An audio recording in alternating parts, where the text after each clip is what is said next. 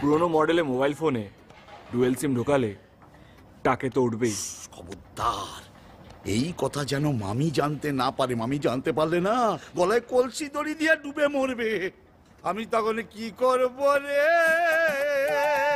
আমার তো এই একটাই বাবা, তুমি আমায় ইমোশনাল করে দিলে বাবা।